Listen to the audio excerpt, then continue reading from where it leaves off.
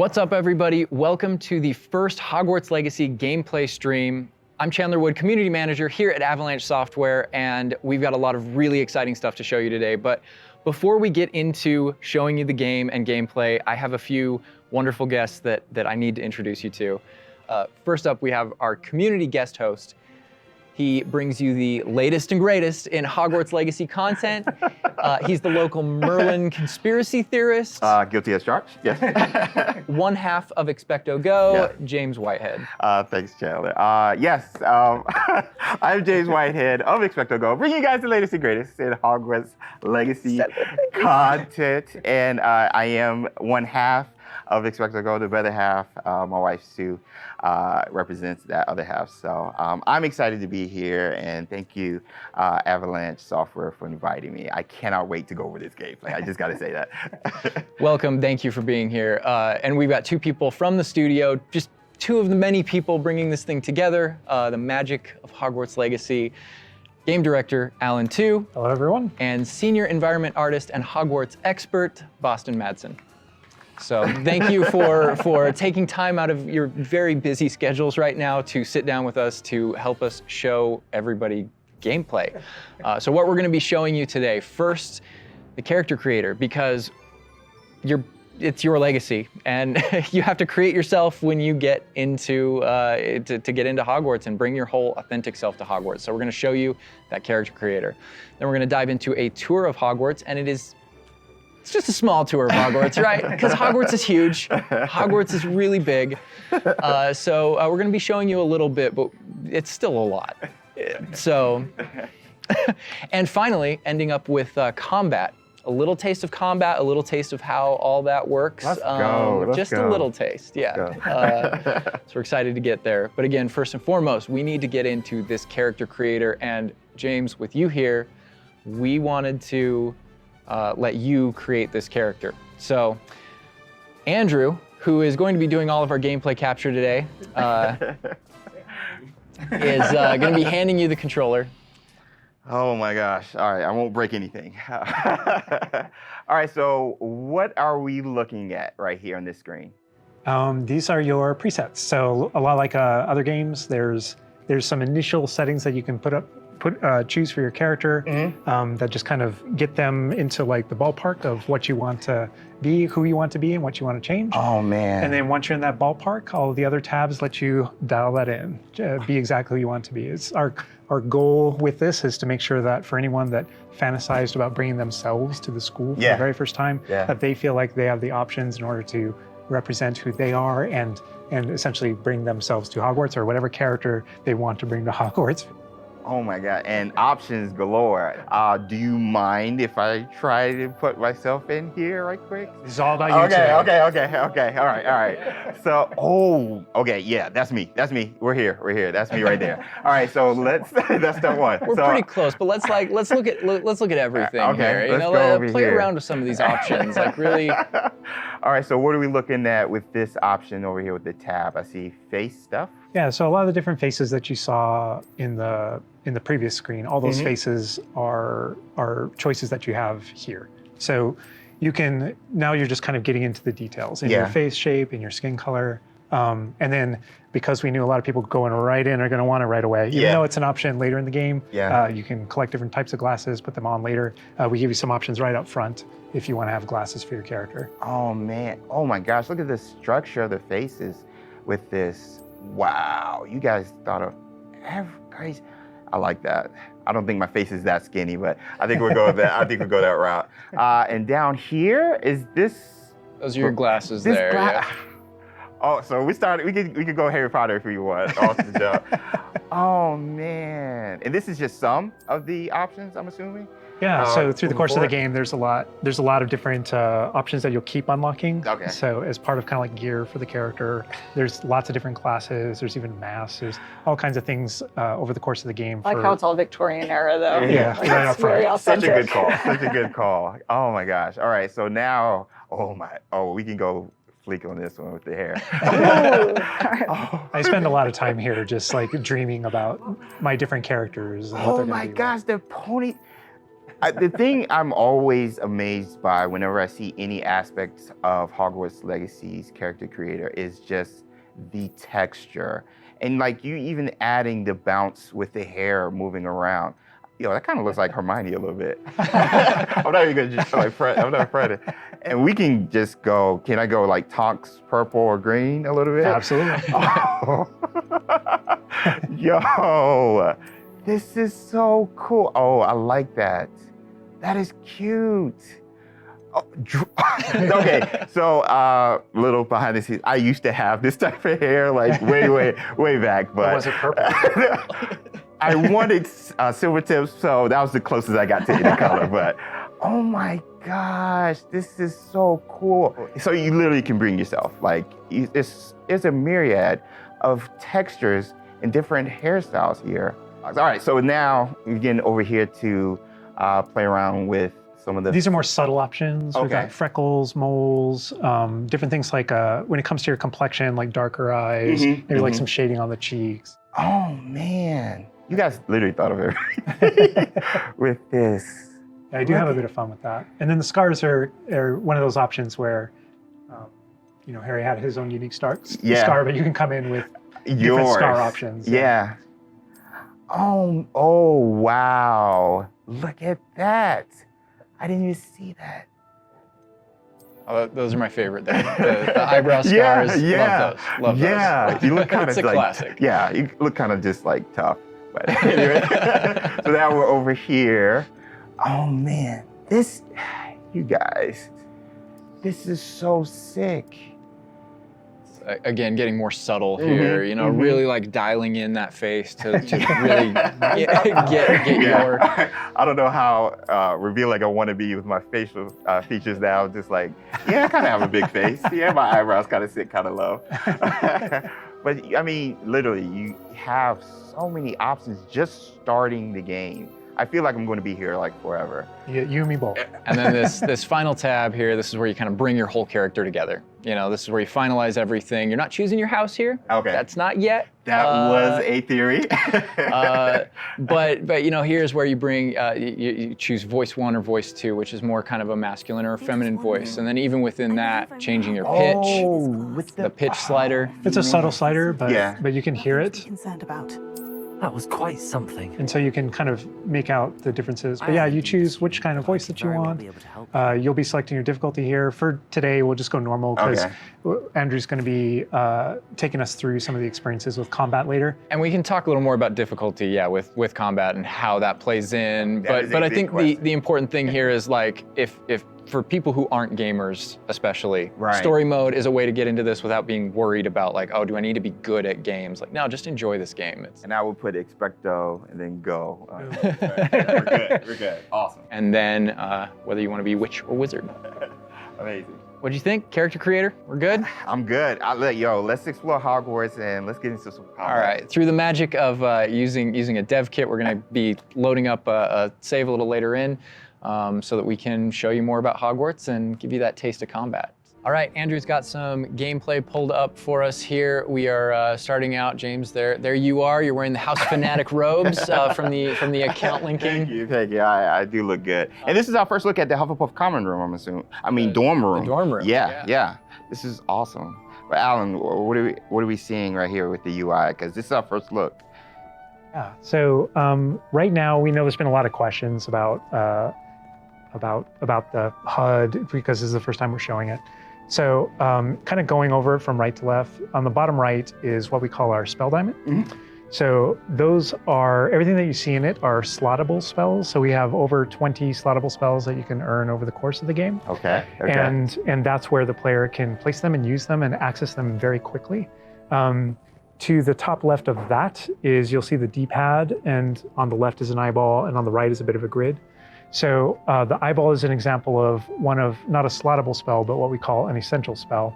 There are certain spells that are used in very specific contexts, or that we just want on the controller at all times. And Revelo is one of those. That's left on the D-pad. on the right on the D-pad is that grid represents where you might slot spells. And so Okay. right now, today, we're not going to be going into the spell slotting menu because we feel like there's a lot of spoilers there. You know, like what are all the spells and what can we do? I would like spoilers, but I understand. But we do want to make sure there's still some goodies left to share with everyone. And then on the left side, that thing that has the L1 button next to it, that's another thing where we don't want to spoil, but basically that's where you access your tool wheel. So there's a lot of magical tools that you're going to be kind of brewing and growing over the course of the game. And so that's where you would access them rapidly is our tool wheel. Okay, cool. There are a few things that I left off the table on the right. The green bar is your health, and basically there's a potion next to it. That's how you might heal. The bar above it, we're keeping a secret for now. I apologize. And all the way on the left is our mini map with a kind of overhead view of where you are currently in your common room that updates as you travel through Hogwarts and beyond out into the world. And for those fans out there that aren't a huge fan of minimaps, because we know they exist, there's also options to remove the minimap and turn on or off different elements of our HUD. Really immerse yourself. And we'll go more into the spells as we get into combat, but that's kind of that's what you're seeing there. And this is our HUD. Also, Andrew's giving us a good look over here. I want to call out. I'm a big fan of the bedside tables in the dormitories. Very nice bedside tables. They are nice bedside tables. Yeah. The honey-colored wood was mentioned in the writing. It's part of lore. It's part of lore. There we go. All right. So now we're walking out into. We really tried making these low-ceilinged dorms to give you that Badger set sort of feel. And the first thing I know is the music. The score is amazing with this. Gorgeous. And I'm calling out here, this is unique music that you're hearing for the Hufflepuff Common Room. Go back to those Common Room videos we released, you'll notice the music's a little bit different, and that is entirely intentional. We just want to welcome you to your common room in every single house, just a little bit differently. Begin customizing that experience right away. Oh my gosh, that's so awesome. Look at that. So I mean, beautiful design. We could spend like the entire rest of the stream just in the common room here and talking about it, and I'm sure Boston and James could be like just geeking out over it.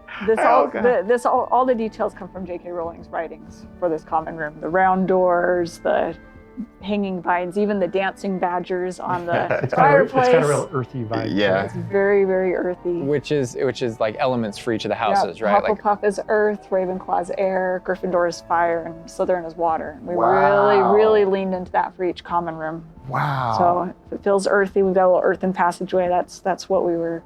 Hopefully, it should feel very familiar. Yeah, it does. It does. But I know you don't want to leave, but we're gonna be leaving. Thank you. I understand. Whoa, the sound effects though. Like, looking back at the past trailers, it was just music, but kind of hearing how Hogwarts is now, it's so cool. Very tactile. Yeah. Andrew's going to make use of one of our spells, Revelio. Use Revelio right here, because there's a little magic going on. You notice a little something there. Yeah. So these are something that we kind of interchangeably call Revelio pages or lore pages. And you'll notice a bunch of things pop up on the screen. Yeah. You see that we got some XP for it. And you can also see that we've advanced something called like a field guide challenge up in the corner. So I want to talk about that a little bit. So we had to ask ourselves, what? Continue, I'm sorry. There may be something you may or may not be able to tickle there.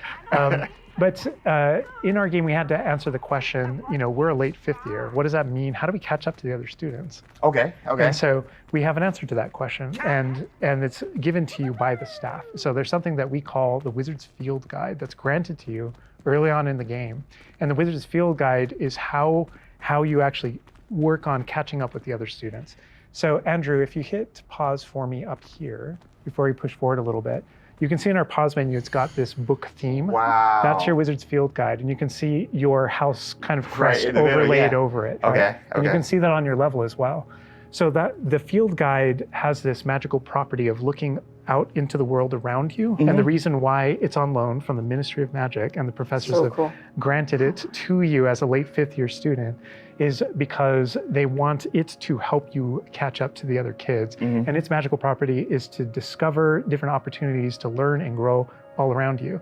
So the way it works is as you discover gameplay in the game, it actually recognizes that as a challenge, which is kind of On the bottom. locked into there. Okay. And Andrew, if you go in there, you'll see different types of challenges that are combat challenges, quest challenges, exploration challenges, and you can see field guide pages are on there as well. Yeah. 1%. We unlock that one field guide page. That entire category is one of the ways that the book itself kind of fills out into the school and spills out into the school and kind of hides itself with different types of challenges and different things to do around the school that you're actually going to interact with to help you grow as a wizard and practice your spells. And so that thing that we just saw is not just a field guide challenge and a way to earn XP. It's also something that that players can use to learn about the school as they're traveling around. They spot these little secret facts and they can kind of play a little bit of a game discovering all of them. And there are over 100 field guide pages just in Hogwarts alone. So. Little glimpse of the grand staircase here. We're not gonna... Circular staircase. All the portraits. Yeah. And I did notice the flue flame just ignite right there, which was so cool. Yeah. Oh man. Fast travel points there. House hourglasses. We had to. How much fun was it designing those and putting all those in gorgeous, there? but that they're there just like in the books. Yes. Right next to the Great Hall. It's a nod to lore. House points is not a core mechanic or system in the game. We didn't turn it narratively. into like a gameplay system, but it's definitely present throughout our narrative. And there are lots of choices where we want to nod to things that aren't necessarily gameplay systems, but we nod to them as part of the narrative. Over to the right Part of the there, Wizard Andrew World. was teasing. That's the Great Hall over through those doors. Again, we're not going there. He's just kind of like, no. Cool. Here's another collectible page. You know, just again showing you like just these things around Hogwarts that you can do and pick up and.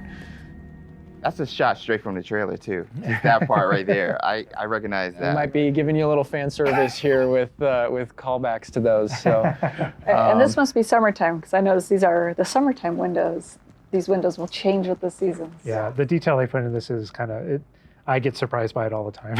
That's a sentient magic castle. So. Oh man. And we're going out. Look at that. This is where the students would normally kind of congregate just to kind of chill out, play, meet each other outside the Great Hall before and after meals.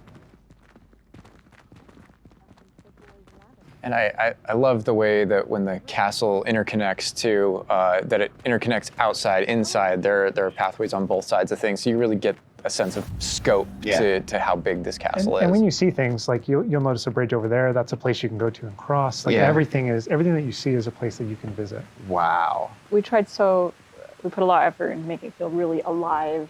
Not just with student population, but even just the greenery and stuff. It's Scotland. Yeah. And this castle's been here for hundreds of years, so just kind of the moss and all the trees that have overgrown it, and Oh my gosh. that landscape, that This Scottish. location might look a little familiar to you. I thought I recognized it. I believe this is from the spring ASMR, and yes, so that puzzle right there, that view, Andrew is taking us right back to I am going to tell Andrew not to interact with that puzzle and to keep moving on. No. We can't spoil everything. We can't give you everything, right? Hogwarts contains a lot of secrets. Oh my God. But this is this grand entryway right here coming down into a really kind of central area. Yeah, we're coming upon the central hall, and we pointed out the greenhouse outside, and we'll notice when we get down there that it's on the right. This is a big hub of the school. Like it's a big castle, but it is designed so you shouldn't get very lost. This is kind of a grand central station. I love that. I love Each that. direction, it's green over there, so the greenhouse is over there. Transfiguration courtyard, the library straight ahead. So it's kind of the hub Oh my of God. a lot of the castle. Even the color visually, you can just tell, okay, green, Oh, green, go greenhouse. that way. Oh my God. A lot of it'll be subconscious, but it'll help you really learn the castle and feel like you know your way around. That's not to say that it's easy to learn. All of us here still get pretty lost in it, It on a is a daily castle. basis. It's a castle. Great point. I love that Andrew's definitely teasing a lot of things here. I'm noticing he's swinging the camera this way and that.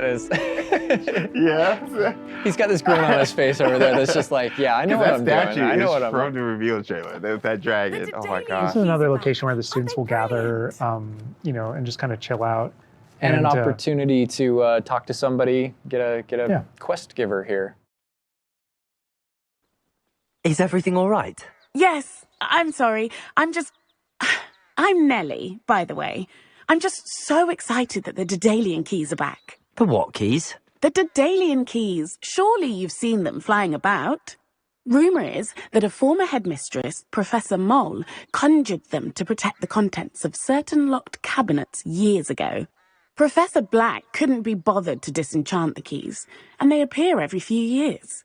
You should try to catch one. Why would I do that? Each key will lead you to a locked cabinet somewhere in the castle. If you can manage to get the key into the cabinet lock, not an easy task, you may find a reward.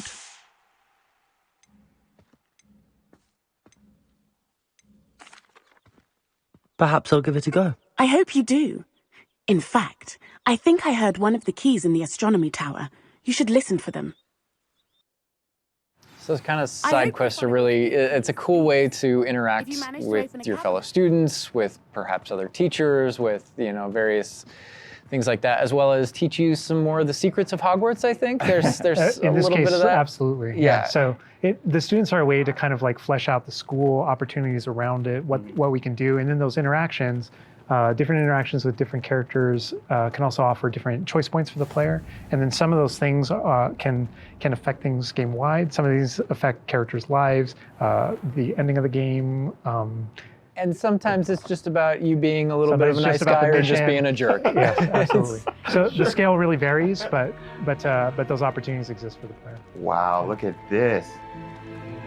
This is the Dada Defense Against the Dark Arts. Tower. Which this is one of my favorite locations in the castle. Just visually, you come in here and just the richness of this area. Very iconic, very unique to anywhere else in the castle. Somebody else that we can talk to, notably a younger student. Yeah, she looks like a first year or an 11-year-old. Are you all right? Don't you know who I am? Zenobia Noak, the girl whom everyone at school hates for no reason.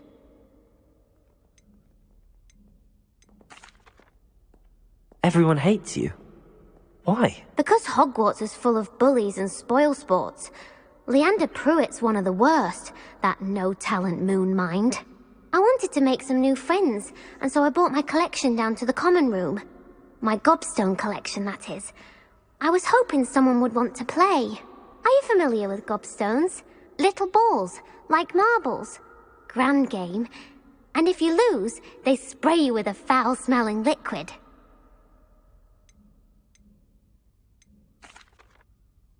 I haven't much interest in a game that sprays you with odors. Only if you lose, which I never do. Or at least, not often. People can be so cruel. Just because they're sprayed all over with smelly gobstone spit, it's their own fault for losing. Imelda is one of the worst losers. Everett and Astoria are terrible as well. And now those poor losers have taken my gobstones and hidden them in very high places all over the school.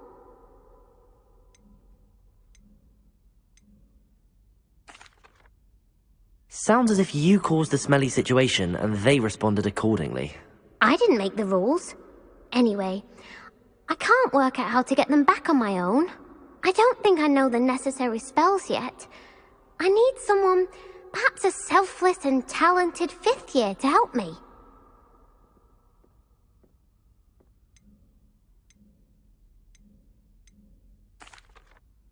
I'll see what I can do.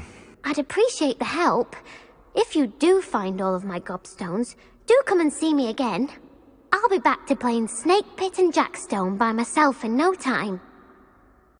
I love that interaction with her because there's so many ways that you can go with that. You can you can feel for her. You can be a jerk to her. You can be like, gobstone sounds awful. It sounds like you're just mean. Yeah, and your opportunities to be mean there aren't over. So, they continue. That's a good example of the gobstones too. I know people are gonna ask, gobstones playable? They mentioned it, right? Yeah. Gobstones is one of the things that is not playable in the game. I know we've had to rip the Band-Aid off on a few things. Honestly, it's an amazing thing on the franchise how many things about this, like like speak to us as fans and that we want to turn into gameplay. And there were calls that we had to make over the course of production of kind of like which things we will and won't include in the bucket, just kind of for the overall health Wizard's of the chess. thing. Those are things that aren't featured. Aren't featured. They're featured within the world. Right? I'm glad they're mentioned. They're a part of the wizarding world. Every single time there was something that students' we regretted because we couldn't include it, we also tried to figure out a way to make sure that it was included in the narrative, included in the stories, make sure that there's a way to kind of like acknowledge it, touch it, you know, and make it feel like it's definitely part of the world. And I know here too, we're see your like, reaction. I was like, we're in the Defense Against the Dark Arts class. I recognize that staircase to the left where we were just at. Andrew was walking by. I also recognize the dragon at the very top. Oh my gosh. Being in a classroom, I think this is a good opportunity to talk about how classes work, because we've gotten a lot of questions about that. Is it a schedule-based system? Is it so tell us how classes work. Yeah, so ultimately decided not to go the sim route. So I think like one of the speculations was, is there time of day and you know, that kind of thing. Like, can I miss class at this time of day? There is a day-night cycle. Yeah, there is a day-night cycle, but everything is very narrative-based, and so there's a big mystery going on in the world. There's something happening in the narrative, and we essentially see it as kind of like chapters in that narrative. Each chapter of which has a set of missions that you can choose between as you're progressing through the game, and classes fit within that structure. So there are mainline things that the players have to do, and then classes also appear on the sides as well as optional things that help you advance your spells. It's absolutely true that classes provide all of your major tools throughout the gameplay, your spells, your major abilities. You get to know the professors. Each one of them has these bespoke kind of events and moments in those missions. And then there are also additional opportunities outside of that through kind of like side classroom missions, essentially, where you can learn additional spells or things that you need in your adventure and also get to know the professors better.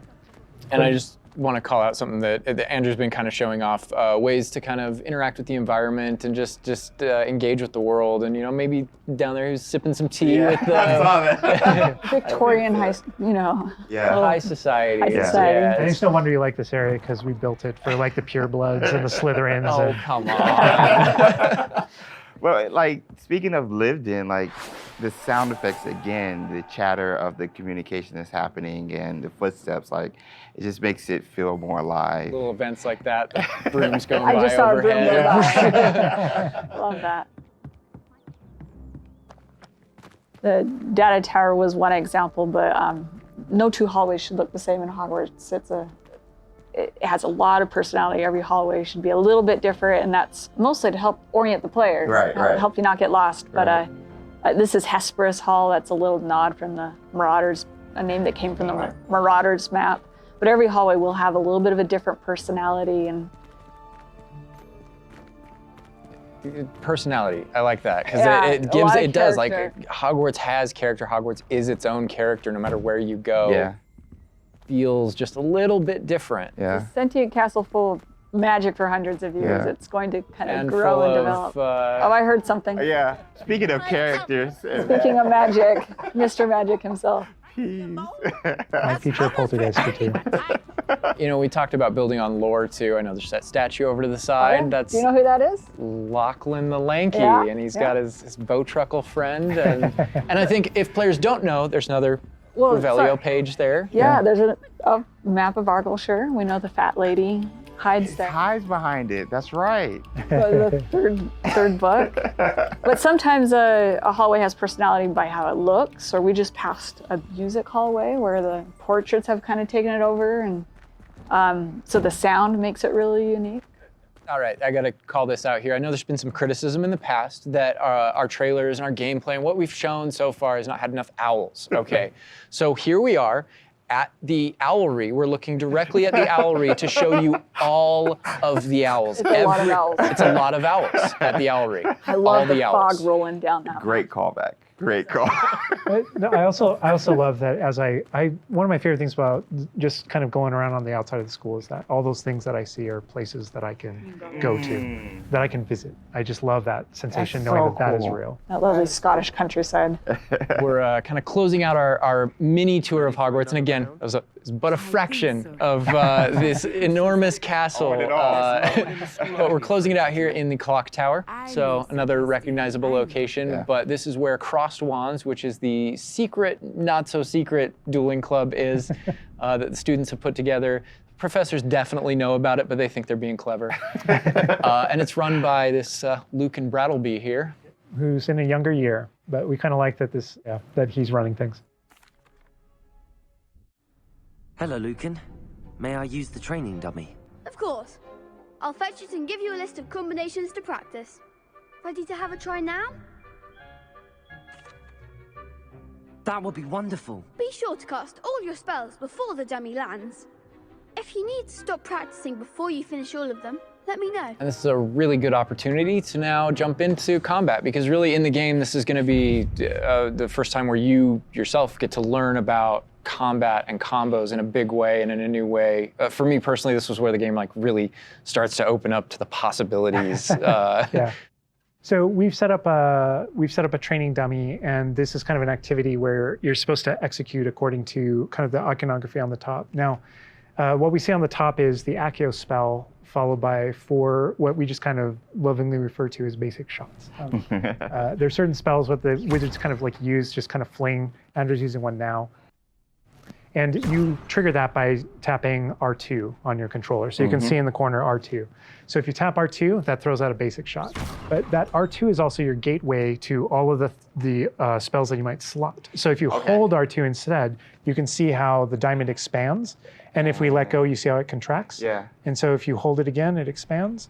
And so when it expands, then all the spells that you slotted while you're holding that button can now be tapped with your face buttons. Awesome. And not only that, but over the course of the game, you can gain additional spell diamonds, up to 4 additional ones, so that you can slot up to 16 spells, pretty much instantly. And then that helped us fulfill the fantasy of in combat, I need to be able to access things very rapidly. Yeah.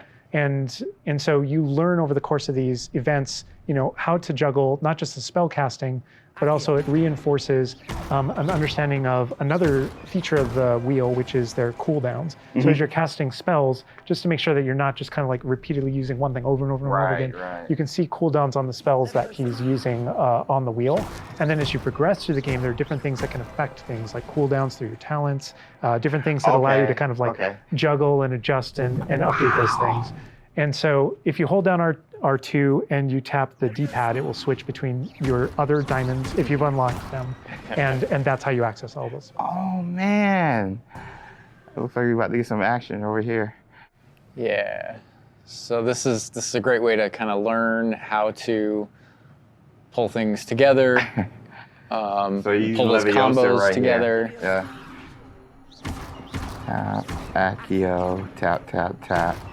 Awesome. Well done, Andrew. And that's just against the dummy, but I mean... I'd say that's enough practice.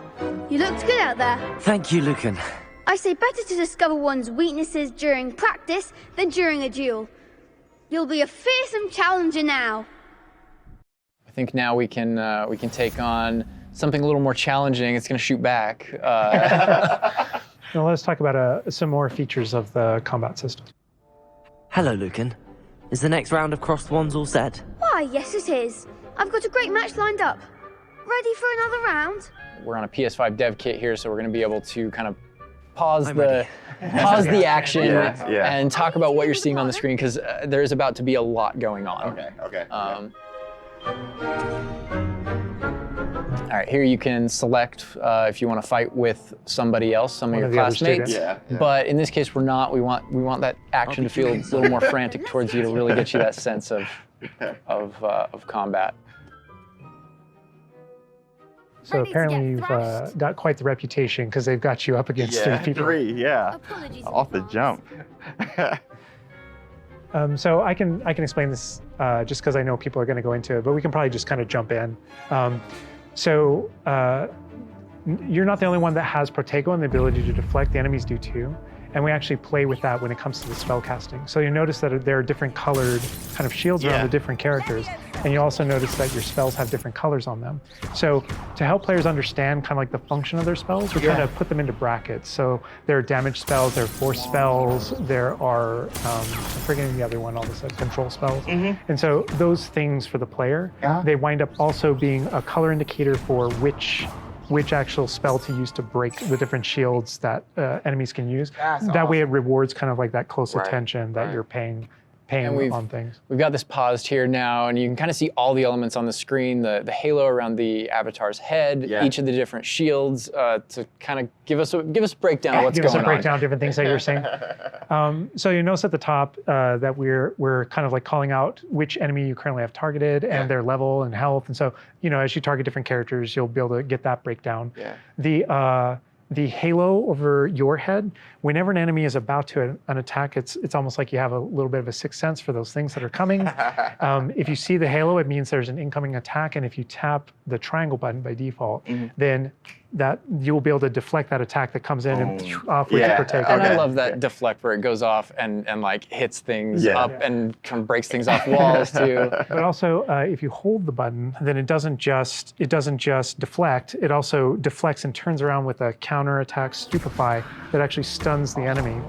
And you can use that even in your combos and stuff. So if you're focused on a character, and you're doing your thing, and someone else attacks you, you can actually turn that attack into a direct attack on the person that you're comboing. Back into gameplay here. Andrew's gonna pretty handily finish these other students off here, win this duel. How fast it is. It's like a dance. Yeah, we really felt like in the movies, there's almost like a. It's kind of like there's this element of kind of like fencing from a very great distance. That's such a good call. And there are a lot of things that we had to do with our controls and combat system in order to kind of capitalize on that idea that's pretty unique to the Wizarding world. Understandable. Yes. Well, perhaps you should try that next time. The other duelists have already taken notice of you, but after that last round, they'll really have it in for you. You'd better keep practicing if you want a chance at winning, or at least surviving the next round. I'll let you know when we're ready. Hope to see you then. The next round is for all the gobstones, so to speak.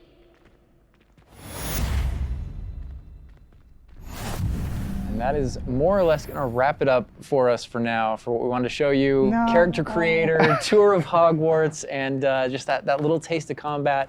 But we didn't want to leave you without maybe a little taste of something that we may show in the future, may show next time. So leaving the castle, going out here. More owls confirmed.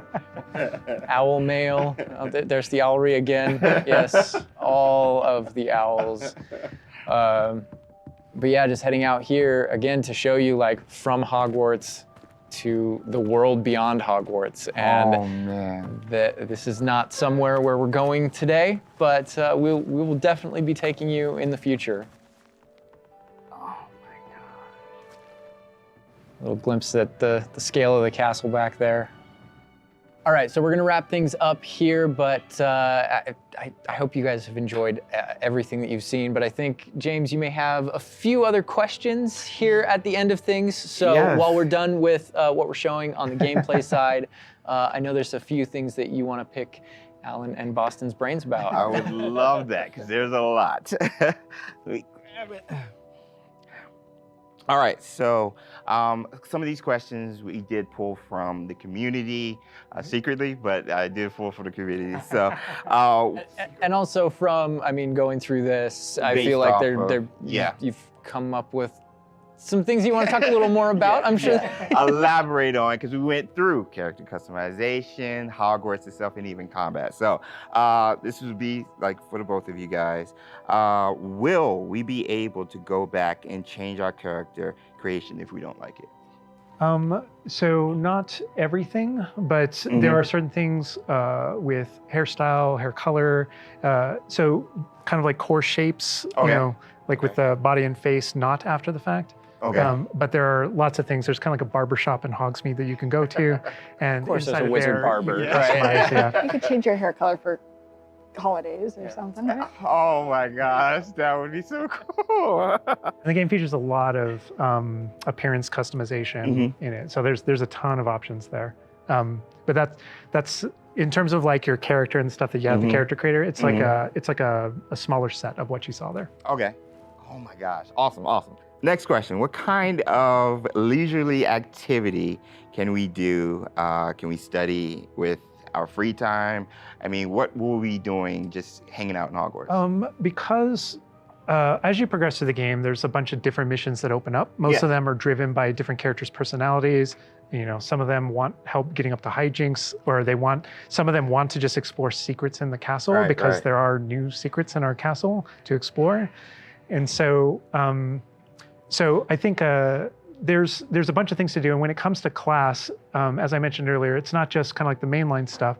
There are kind of like extracurricular assignments, some of which are optional, some of which are kind of like blockers for main mission. Kind of like you can't go on this mission until you have the spell. And then the spell is open, you know, the assignment and how you complete it with your professor. And so there are opportunities to study, so to speak, like with that. But they do all take the form of our mission structure. As you mentioned earlier. Wow. Let's get into some combat right quick. Do spells have different levels, or are they all equal? Do spells have different levels, or are they all equal? I'm trying to think of how to describe that. So each spell has kind of like its own core identity and what it does in the game with regards to both kind of like puzzling, world exploration, and enemy combat and all that kind of stuff. And then it's through the talent system. When you go into that, it's kind of like each of those spells has ways to kind of like advance and grow and change. And as you spend talents, in some cases, it even changes like the way you approach the battlefield and things like that. So I'd say that's no more true than with like dark arts, for example. And as you go down that line and you kind of play around with those talents, it really does start to kind of like affect even how you approach combat and how you think about the battlefield. I won't be touching the dark art stuff, but I know many of you guys will be. Maybe on your second playthrough? Second playthrough, yes. Okay. Dark Hufflepuff coming, #soon. I want to close off with this question, and this will be for everybody, and we'll start with Boston. With this game that you guys have been working on for however long and the excitement you guys have, what's one aspect of Hogwarts Legacy that you are excited for the fans to experience? Boston. I think I'm just excited for the fans to play through the world, specifically the castle, and maybe go read those books again. I hope that either whether you're already a fan and love this game, or this is your first introduction into the world, I hope they just point at each other in the best way possible. And I'm just excited for fans to get to finally go to Hogwarts and feel like they can own it and live there. I've lived there for 5 years. It's a great place to live. Official 5th year. It's really funny because I want to give a different answer, and I will. But I actually feel like the most honest answer is really similar. Because my favorite thing when running around, playing the game, and getting to know Hogwarts the way Boston knows it, because she knows the school and the lore better than I do, and thank God, right? Because you want the person architecting it to really know that. But when I rewatch the films or I'm rereading passages from the books, there's a different relationship to those things having played the game. And so it's really looking over the edge and seeing location. I'm like, oh my God, I'm right there. And in the movie saying, I know what's around that corner in the film. Like if you go down this way, there's actually a thing over here, and there's this person over here, and this thing happened, and it just adds all this richness to everything that you already love. And not just that, but you're going to add your own story. So you know what happens around that corner because you did something. And then the quick answer, just to have something different, is I just love being on a broom. I just love looking at the whole world and just being like, okay, I can just go. I can go there. That vantage point, There's just something exhilarating about it that feels very different in that kind of open air and on that thing. It's kind of incredible, And wrapping it up, for me, it's just bringing the community together with it and sharing those stories, because it is your story, and you are going to be writing.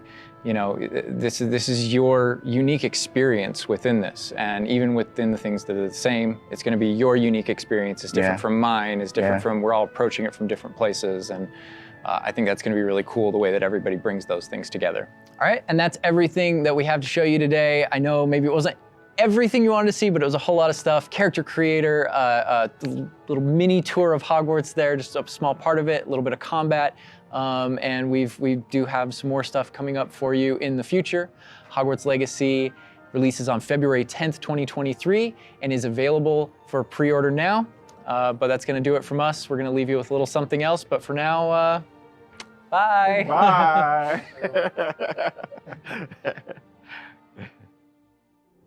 Bye.